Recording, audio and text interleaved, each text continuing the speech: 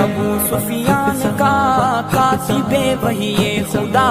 جانثار مصطفیٰ، بیٹا ابو سفیان کا کاتب وحی خدا جانثار مصطفیٰ، حق کا چوکیدار ہے، شیر سی الغار ہے۔ اللہ الرحمن الرحیم فی صحف مکرمہ مرفوعۃ مطہرہ بایدی سفارہ کرام بررہ، صدق اللہ العظیم۔ جہاں پر حضور صلی اللہ علیہ وسلم کے پیارے صحابی خلیفہ راشد حضرت امیر معاویہ رضی اللہ تعالیٰ عنہ کی دیگر خصوصیات ہیں، ان میں جو سب سے بڑی خصوصیت ہے حضرت معاویہ کی، وہ کاتب وحی ہونا ہے کہ حضرت معاویہ رضی اللہ تعالی عنہ حضور علیہ السلام پر اترنے والی وحی جو آج ہمارے پاس قرآن کی شکل میں موجود ہے، اس قرآن کو حضرت معاویہ لکھا کرتے تھے۔ اسی لیے ہم آج کہتے ہیں کہ معاویہ پر تان مت کرو۔ کوئی بھی فرقہ جو دعویٰ کرتا ہے ہم قرآن کو مانتے ہیں، اس پر لازم ہے کم از کم وہ معاویہ پر تان نہ کرے۔ آج شیعہ کہتے تو ہیں ہم قرآن کو مانتے ہیں، اگرچہ وہ قرآن پر ان کا کسی قسم کا کوئی ایمان نہیں، لیکن قرآن حضرت معاویہ نے لکھا ہوا، جتنا قرآن حضرت معاویہ نے لکھا وہ تو مشکوک ہو جائے گا۔ جب حضرت معاویہ ہی آپ کے نزدیک قابل اعتماد نہیں رہے تو قرآن کیسا قابل اعتماد ہوگا؟ اور جن ہستیوں نے قرآن لکھا تو رب تعالیٰ نے ان کی تعریف کی، فی صحف مکرمہ مرفوعۃ مطہرہ، آگے بھی ایدی سفارہ، ان کے ہاتھ روشن ہیں۔ اب حضرت معاویہ کی یہ فضیلت اور یہ خصوصیت اتنی واضح اور روشن ہے کہ اس کا انکار ناممکن ہے، اس لیے کہ خود یہ اہل سنت کی کتب کے اندر بھی موجود ہے، خود اہل تشیع کی کتب کے اندر بھی موجود ہے۔ ہماری کتب کے اندر تو ڈھیر لگا ہوا ہے، آپ ازالۃ الخفاء اٹھائیں، یہ میرے ہاتھ میں البدایہ والنہایہ جلد نمبر 8 صفحہ نمبر 117 کے اوپر روایت موجود ہے کہ حضرت معاویہ حضور علیہ السلام کے کاتب تھے، قرآن لکھا کرتے تھے، وہی لکھا کرتے تھے۔ خود ہماری کتابوں کے اندر اسی طرح مشکات شریف، باقی اور بہت سی کتابوں کے اندر موجود ہے کہ حضرت معاویہ حضور صلی اللہ علیہ وسلم پر اترنے والی جو وحی تھی، جو آج ہمارے پاس قرآن کی شکل میں موجود ہے،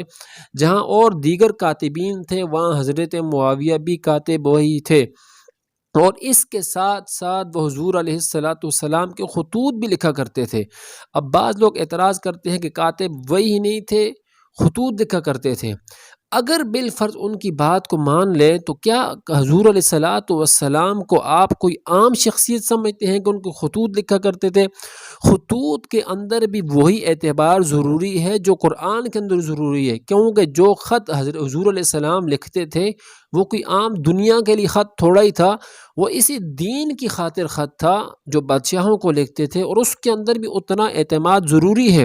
کہ جو اعتماد قرآن لکھوانے والے پر ہوتا ہے کہ خطوط کے اندر کوئی گڑبڑ نہ ہو۔ حضرت معاویہ پر حضور کو اعتماد تھا تو تبھی جو ہے وہ ان سے خط لکھوائے۔ اور دوسری بات قرآن کہتا ہے وَمَا يَنْطِقُ عَنِ الْهَوَىٰ إِنْ هُوَ إِلَّا وَحْيٌ يُوحَىٰ،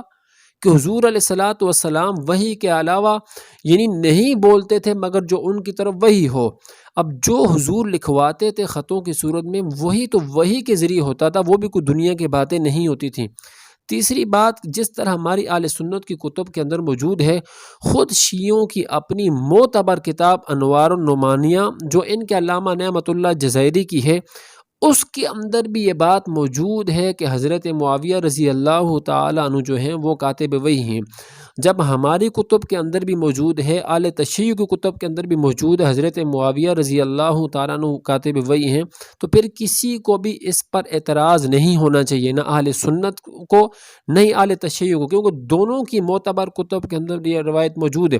اگر کوئی اس پر اعتراض کرتا بھی ہے تو پھر وہ کم از کم قرآن کو اپنے گھر سے نکال کر باہر کسی جگہ رکھ دے، کیونکہ قرآن پر اعتماد جو ہے وہ باقی نہیں رہتا۔ اس لیے حضرت معاویہ کو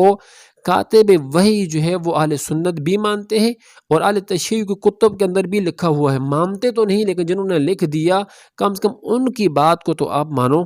جھکنے والے ہیں نہ بکنے والے ہیں، ہم راہ عظیم